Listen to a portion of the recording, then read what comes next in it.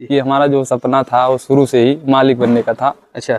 मजदूर नहीं। अगर व्यापारी से जो है पशु को ला रहे हैं जी। तो उनको घर लाते ही वो तो जैसे बच्चा अगर दे देती है जी। तो इनका क्या फिर ध्यान में रखेंगे आप? तो जैसे बच्चा देने के बाद जेर न फंसे, ऐसा कुछ बच्चियाँ है अभी 18 महीने की। प्रेग्नेंट करा थी? जी। कितने 2 महीने की प्रेग्नेंट है। 2 महीने ये अभी 26 लीटर दूध कर रही है। 26 लीटर दूध कर रही है दोनों टाइम। दोपहर का 2 बज रहा था तो काफी। तो हमारी घर की भैंस है। हाँ। इसका 16 लीटर रिकॉर्ड है। 16 लीटर रिकॉर्ड है जी। नमस्कार दोस्तों, मैं प्रिंस और आप देख रहे हैं नई कृषि दर्पण यूट्यूब चैनल। तो दोस्तों आज मैं आपको एक ऐसे युवा साथी से मिलवाने वाला हूं जो कि पढ़ाई के साथ डेयरी फार्मिंग कर रहे हैं। और इनका डेयरी फार्मिंग कहे तो पुश्तैनी है और ये पढ़ाई भी करते हैं, डेयरी फार्मिंग को भी कर रहे हैं।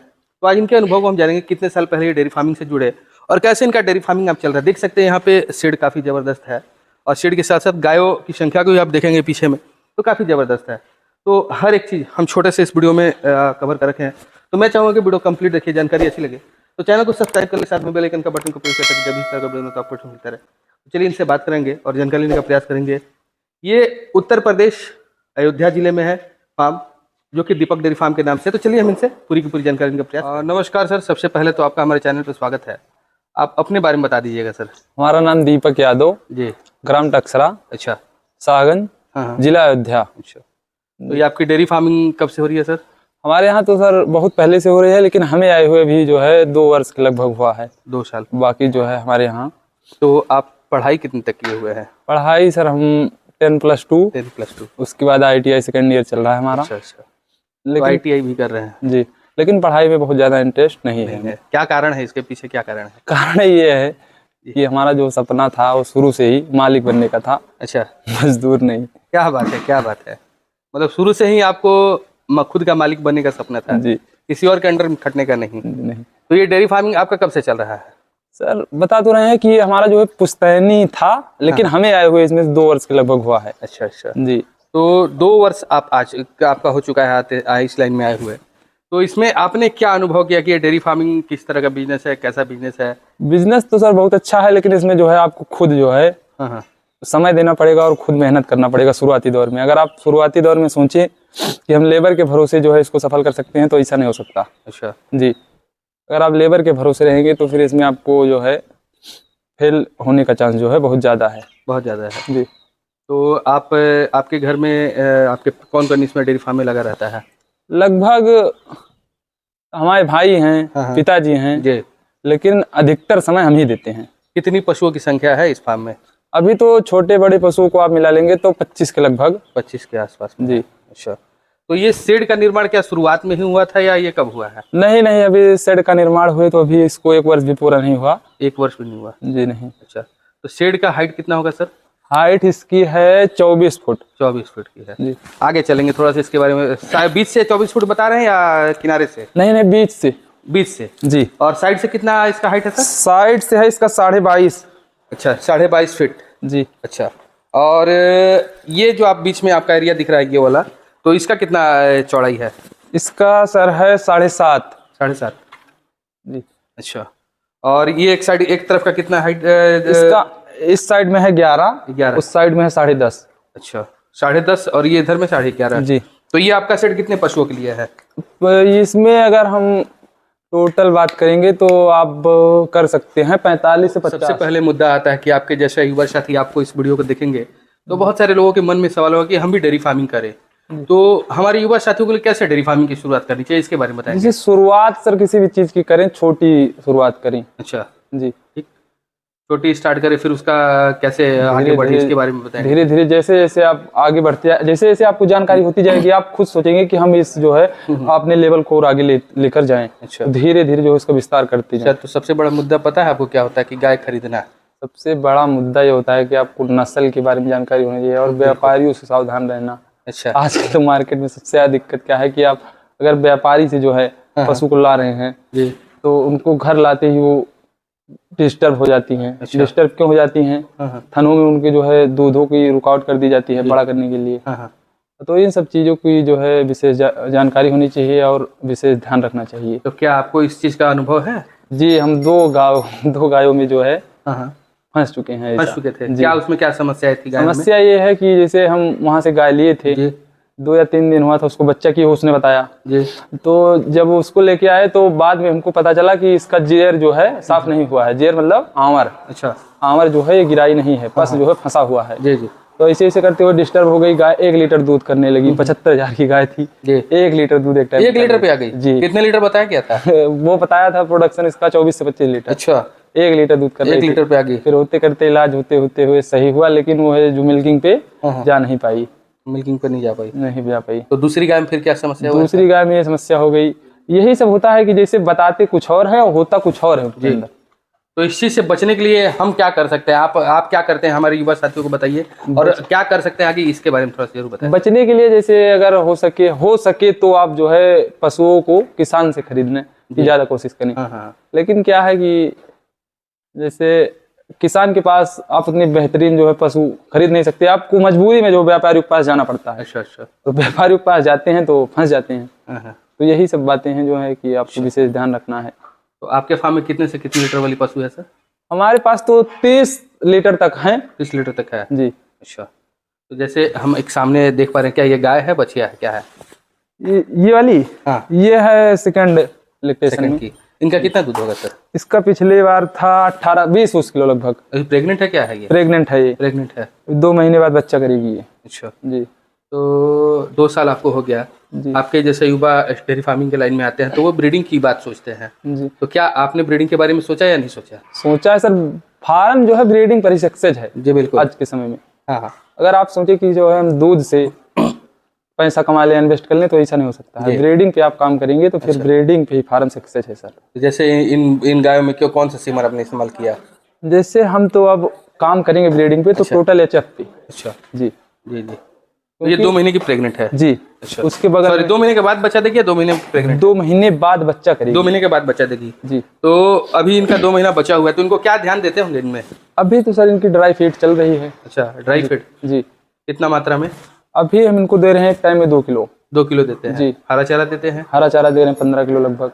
अच्छा 15 किलो। भूसा दे रहे हैं 3 से 4 किलो। 3 से 4 किलो जी। अच्छा। और बात कर लेते हैं ड्राई फीड, उसके बाद डिवॉर्मिंग भी इनका कराया है इधर? जी हुआ है अभी 1 महीने पहले डिवॉर्मिंग। 1 महीने पहले। तो प्रेगनेंसी में डिवॉर्मिंग कराना सेफ है? Pregnancy safe. जैसे क्या है कि मार्केट में सारी चीजों को जो है, सारी बातों को ध्यान में रखते हुए जो है अब मेडिसिन मिल जाती है। जी बिल्कुल। जी। जैसे क्या होता है कि आप उनको बता दीजिए कि प्रेगनेंसी में है तो प्रेगनेंसी सेफ डिवॉर्मिंग करवाएंगे जी। अगर बच्चा कर दिया है तो उसके बाद तो होता ही है डिवॉर्मिंग। अच्छा अच्छा जी। तो उसके अनुसार से जी, तो उससे कोई समस्या नहीं आती? कोई समस्या नहीं है, कोई समस्या नहीं। लेकिन क्या है कि आप जो है उनको बता दें कि ये प्रेगनेंसी है, पीरियड है जी, प्रेगनेंसी पीरियड में है। तो जैसे बच्चा अगर दे देती है तो इनका क्या फिर ध्यान में रखेंगे आप? तो जैसे बच्चा देने के बाद जेर न फंसे, ऐसा कुछ भी करना पड़ता होगा ना? जी। जैसे क्या है कि इन सब बातों का भी ध्यान रखना पड़ता है कि इनकी एनर्जी डाउन ना होने पाए। एनर्जी डाउन होगी तो फिर पशु डिस्टर्ब हो जाएगा, श्योर सी बात है। तो यही सब ध्यान में रखते हुए। तो एनर्जी डाउन ना होने के लिए क्या करते हैं? एनर्जी ना डाउन होने के लिए हम लोग कैल्शियमेस्ट एडवांस एक जेल आता है, बच्चा देने के 24 घंटे पहले उसको एक दे देते हैं। अच्छा। बच्चा देने के तुरंत बाद एक देते हैं। उसके बाद फिर अगले दिन एक देते हैं। तो इनकी जो है एनर्जी जो है बरकरार रहती है, पशुओं को डिस्टर्ब होने के चांस कम रहते हैं। कितने दिनों में दूध पर आ जाती है ये? सर हमारे पास तो लगभग 11 से 15 दिन के अंदर अंदर मिल्किंग पे आ जाती है। 2 साल आपको हो गया सर, इसमें कभी आपको जेर फंसने का समस्या नहीं आया कभी? जेर फंसने का वही सर एक बार आया था जब हम व्यापारी से जो है व्यापारी जो लिए थे वही ना? जी। आपके यहाँ जब बच्चा दी तो उसमें कोई बाकी नहीं, तो हम अपने हिसाब से उसका मैनेजमेंट करते हैं। मैनेजमेंट कर लेते हैं जी। भाई दबे अगर जेर फंसता है तो क्या करते हैं? जेर फंस जाता है तो सर क्या है कि अगर संभव हो सकता है तो हम लोग अपने द्वारा जो है मेडिसिन को खरीद के ला के देते हैं। अच्छा। नहीं होता है तो फिर डॉक्टर को जो है बुलाना पड़ता है। जी बिल्कुल। अगली वाली देख रहे हैं गाय, उनके बारे में थोड़ा सा जानकारी दीजिए जरूर सर। इनके बारे में बताएंगे। ये जो दूसरी वाली है ये सर बछिया है हमारी। कितने दिन की है ये बछिया? है अभी 18 महीने की। प्रेग्नेंट करा थी? जी। कितने 2 महीने की प्रेग्नेंट है। 2 महीने की प्रेग्नेंट है। अच्छा। तो वजन पूरा हो गया था? वजन सर इसका है 2.5 कुंटल से ऊपर। अच्छा अच्छा जी। और बात कर लेते हैं इनके बारे में, बात करेंगे। इनका कितना दूध होगा सर? ये अभी 26 लीटर दूध कर रही है। 26 लीटर दूध कर रही है दोनों टाइम। दोपहर का 2 बज रहा था तो काफी मतलब है। तो सुबह में सर वही 6 साढ़े 6 बजे मिल्किंग टाइम रहता है। अच्छा। किस ब्यात की है ये सर? अभी दूसरे की है, पहले वाली की बछिया ही है इसकी। अच्छा, इसकी बेटी ये वाली? जी। अच्छा। और इनका 26 लीटर दूध है आपके पास? मौके पे 26 लीटर दूध कर रही है। इसके बारे में बताएंगे थोड़ा सा। ये हम गाय लाए थे गोरखपुर छपिया मंडी से। अच्छा जी। इसमें भी हम ठगा गए थे। अच्छा।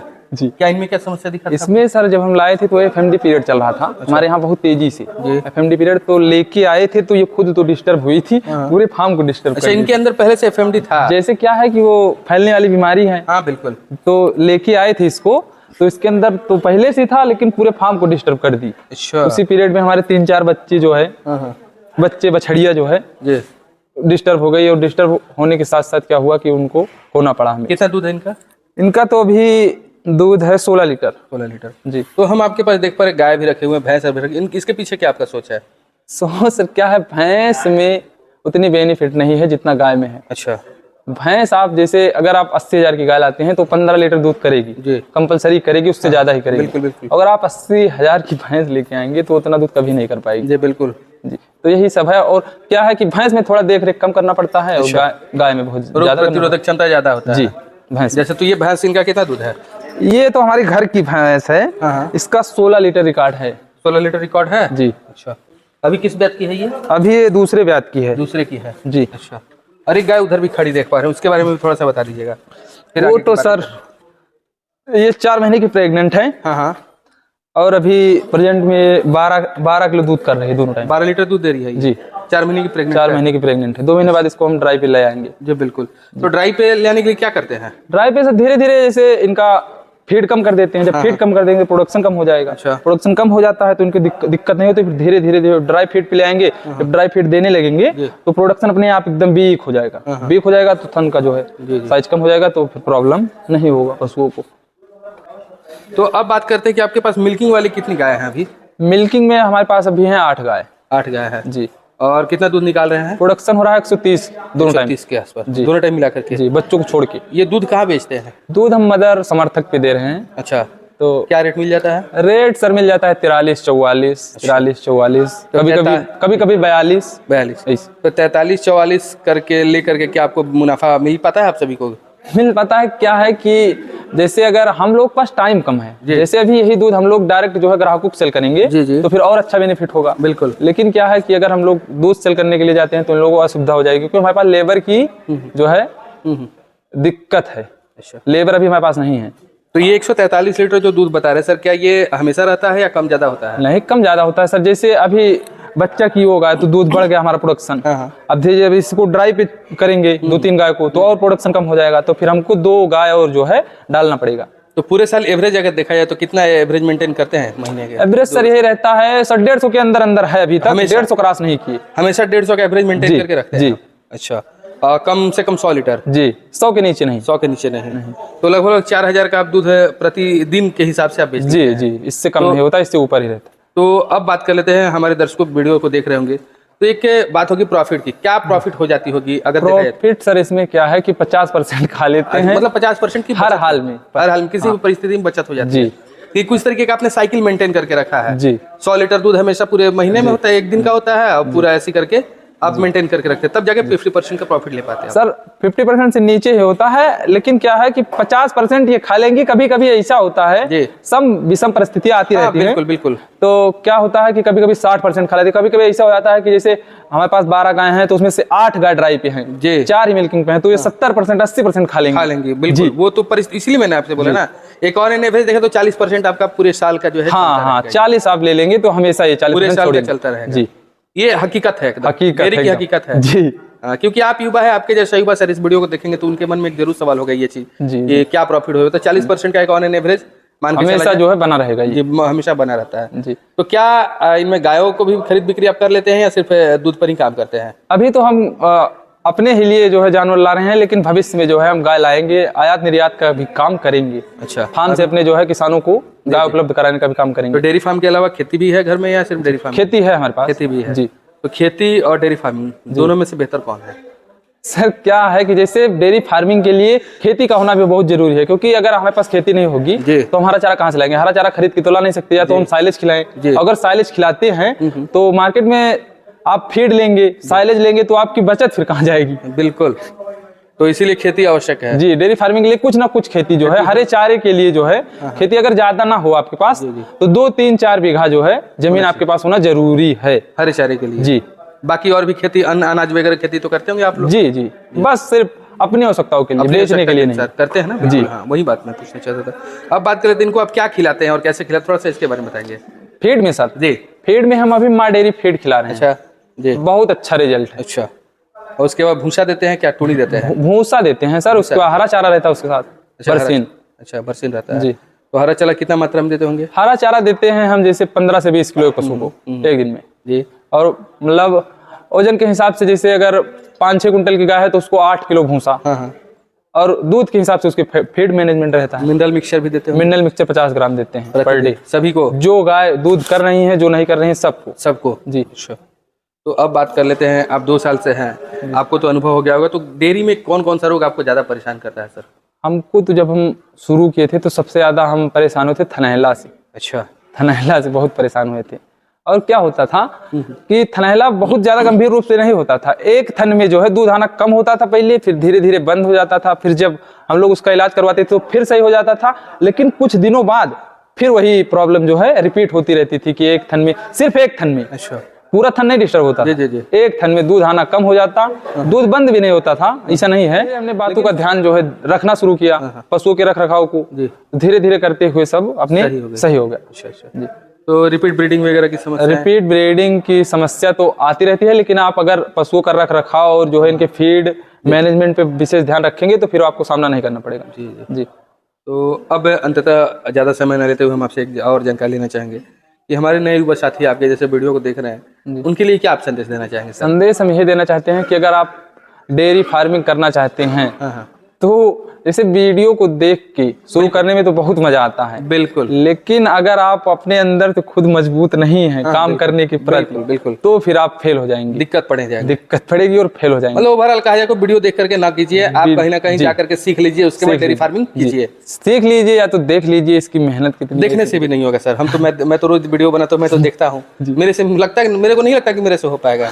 वही चीज है ना, आपको जो है अंदर से जो है जुनून होना चाहिए, हिम्मत और जुनून होना चाहिए। क्योंकि आपकी एक गाय जब मरी थी तो आपको तो अंदर से लगा होगा कि यार हम कहाँ फंस गए, लगा होगा ना उस टाइम में? लगा था सर, लेकिन जब पैसा आना चालू हो जाता है तो सब सही हो जाता है, फिर आपको किसी चीज में मतलब नहीं रह जाएगा, मतलब सिर्फ इतना रह जाएगा कि हम पैसा कमाएं और जो है धीरे धीरे अपने फार्म का या जो है जिस क्षेत्र में है उसका विस्तार करें, नाम कमाएं बस। चलिए बहुत अच्छी सर आपने जानकारी दी हमारे दर्शकों के लिए, इसलिए बहुत बहुत धन्यवाद सर। Thank you.